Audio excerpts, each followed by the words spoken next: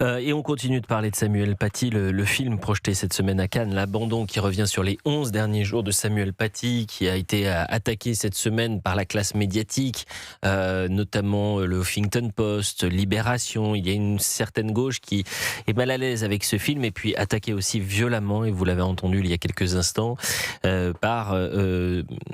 vraiment j'essaie de vulgariser au maximum pour les auditeurs d'Europe 1 qui ne sont pas forcément connectés à YouTube, TikTok, Twitch, qui sont des plateformes où il y a désormais des streamers, c'est des personnalités passionnées de cinéma, de jeux vidéo, de musique, de sport, qui partagent leur passion en direct sur les réseaux sociaux, ou alors qui font des pastilles. Mais ces influenceurs-là ou streamers-là, désormais, sont très présents, et ça peut être... moi, je ne suis pas du tout contre ça, bien au contraire. Ils sont très présents, notamment là, c'est le Festival de Cannes, mais vous avez par exemple Michou, qui est un formidable streamer, très passionné de sport, de jeux vidéo, qui sera par exemple à la Coupe du Monde avec M6. C'est vrai. Donc c'est une nouvelle manière de connecter les jeunes générations qui sont beaucoup plus impliquées et présentes sur les plateformes qu'en radio et qu'en télévision. Et tant mieux. Simplement, il faut... Où est la limite dans la manière de s'exprimer? Est-ce que on peut être aussi violent que ce qu'on a pu entendre tout à l'heure? Et de la décence. Est-ce que lorsqu'on parle d'un homme qui a été décapité, on peut rire, avoir un petit rire gras et dire c'est de la merde ce film? C'est ça qui peut heurter les gens. Anne est en direct avec nous. Bonjour Anne. Oui, bonjour Elliot. Comment allez-vous, chère Anne? Mais très bien. Je vous remercie. Vous aviez entendu, on parle de Samuel Paty, vous avez entendu la séquence qu'on a diffusée donc, entre ces deux streamers militants assumés d'ailleurs, de l'extrême gauche. Voilà, c'est plutôt ça. Est-ce que ce sont des passionnés de cinéma? Je ne crois pas. Alors si, ils le sont pour le coup. Ils le sont. Oui, non, mais ils le sont. Oui. Non, mais c'est pas que je crois vraiment, c'est que je suis allé regarder, évidemment. D'accord. C'est des gens qui... celui qui interroge est passionné de cinéma, d'ailleurs, il fait des pastilles cinéma en permanence.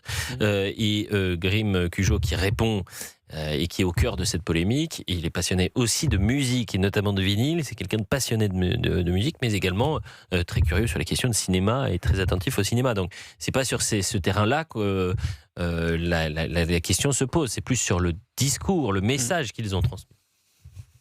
Oui, c'est ricané, c'est persiflé, mais c'est l'air ambiant. Hein. Vous avez Radio Nova, vous avez Quotidien, enfin c'est persiflé, c'est toujours se moquer. Moi j'ai vu le film L'Abandon jeudi. Donc L'Abandon, effectivement, c'est un titre juste.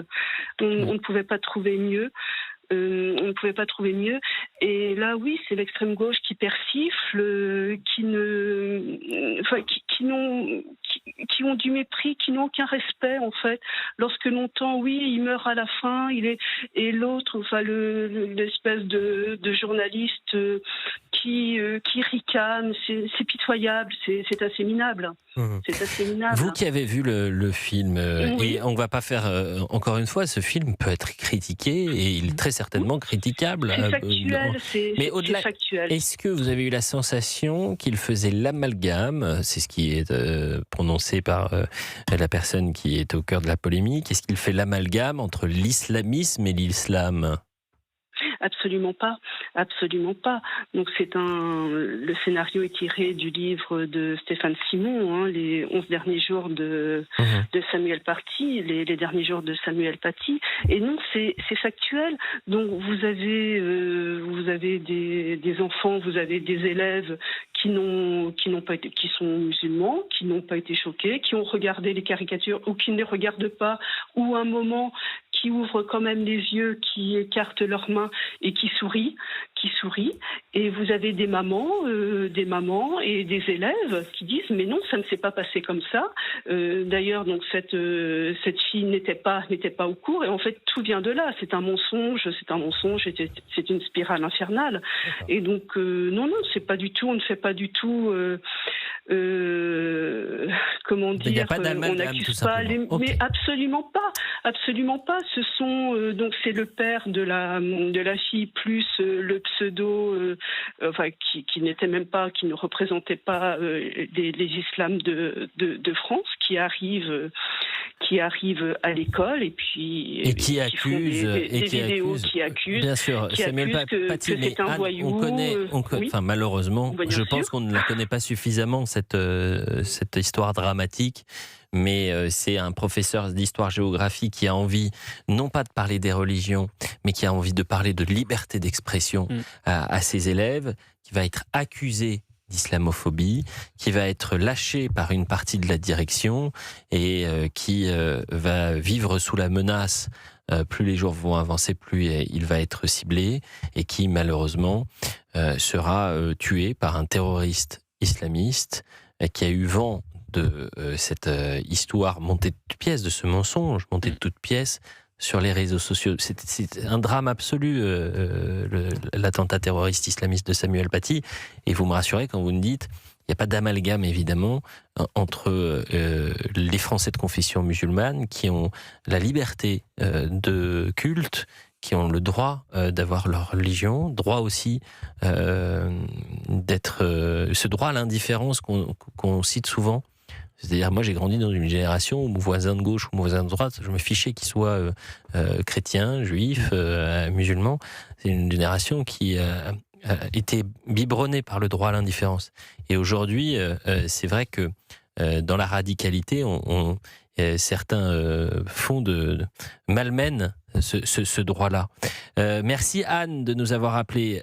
Mathieu Hoc. Ouais, moi je voudrais faire 2 observations. La première, c'est que... Même 3. C'est gratuit. C'est gratuit.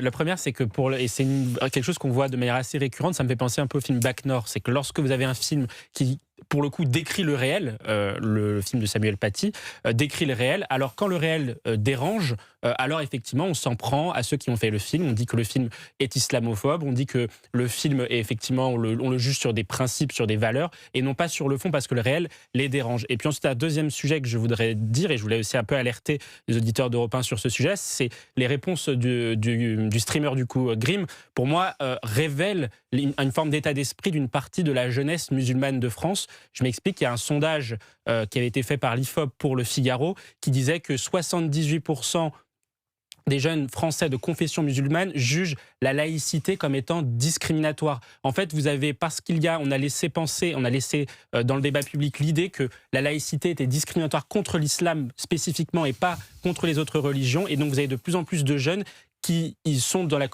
de la communauté musulmane, même si j'aime pas ce terme, qui considèrent de manière assez naturelle que la laïcité est islamophobe, et ça pose problème sur l'avenir de ce principe, de cette valeur cardinale pour la République. Mais voyez, Elliot, le fil rouge de cette émission, vous avez réutilisé ce terme que Pascal Praud aime bien utiliser, c'est les lois non écrites. Oui. On ne se lève pas dans un bus, maintenant, lorsqu'on voit une femme enceinte monter dans le véhicule ou une personne âgée.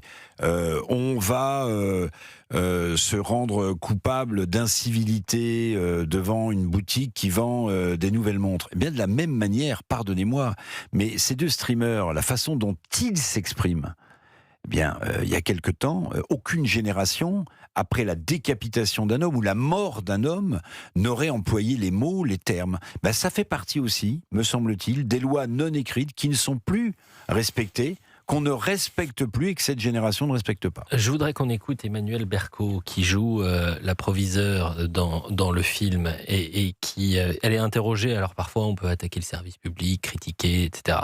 J'avais vu un sujet sur le film, mais extraordinaire et bouleversant de France Info, et c'est le fruit de ce sujet. Et c'est l'entretien d'Emmanuelle Berco, donc qui joue la proviseure et qui va s'effondrer en plein entretien en pensant à Samuel Paty. Écoutez. C'est la raison pour laquelle j'ai fait ce film, c'est pour c'est pour lui. Et pour... je suis un petit peu émue.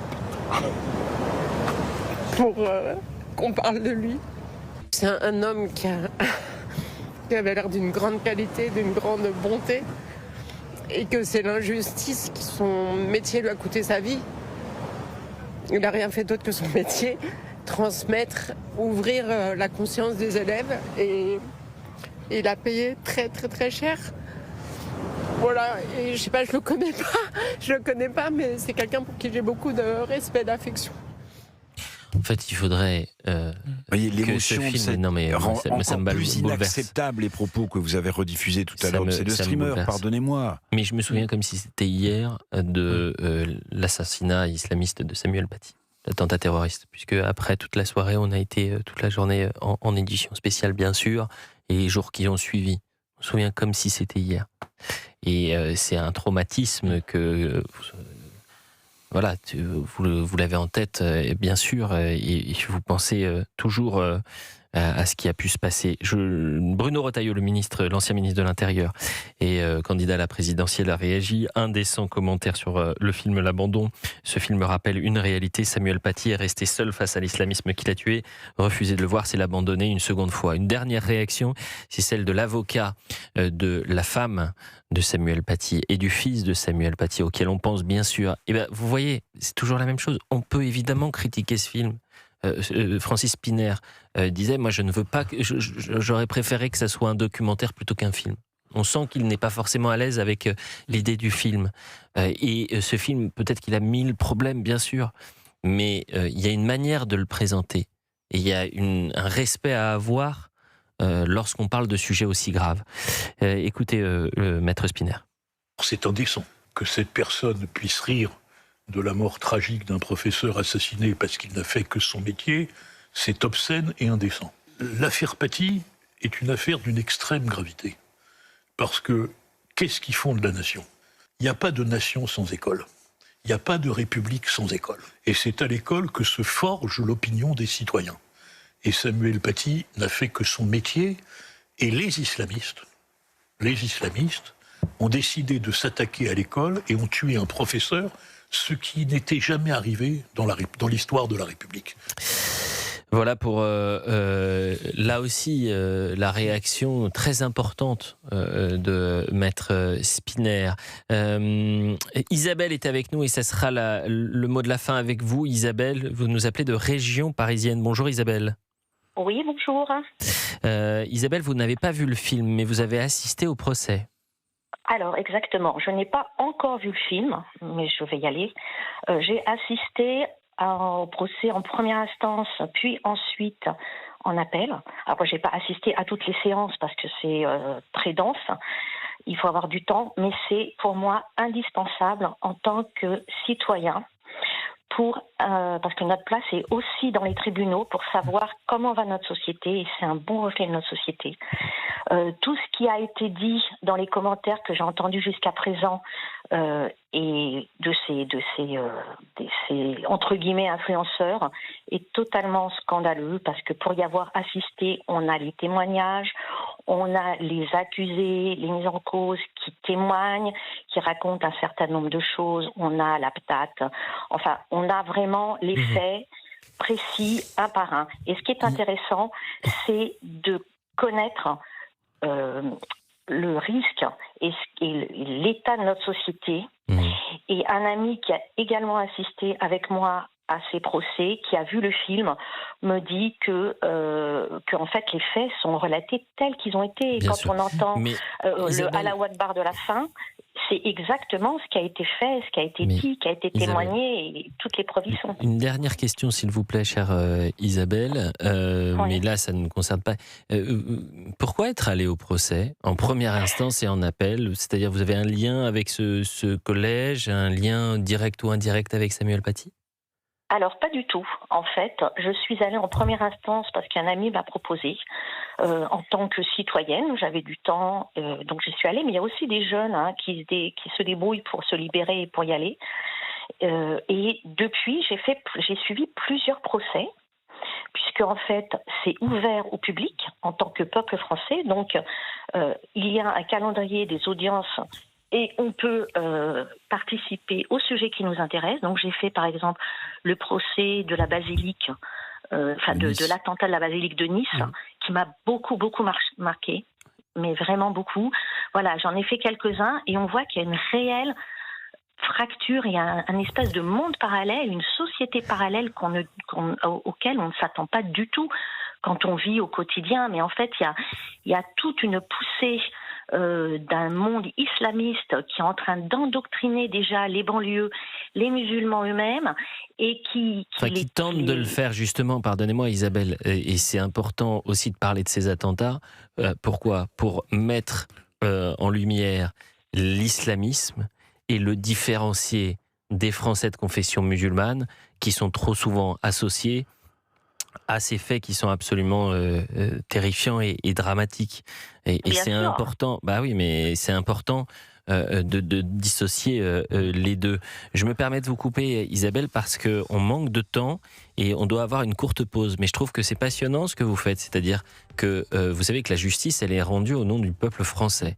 Et sauf procès à huis clos, vous avez la possibilité d'assister au procès, que ce soit en correctionnel ou devant une cour criminelle. Et je pense que c'est important aussi de pouvoir y aller quand vous êtes un citoyen français pour vous faire une idée de la justice, de la manière dont ça fonctionne. Et vous avez assisté à des procès qui sont tristement, mais qui le sont, qui sont historiques. Merci beaucoup Isabelle.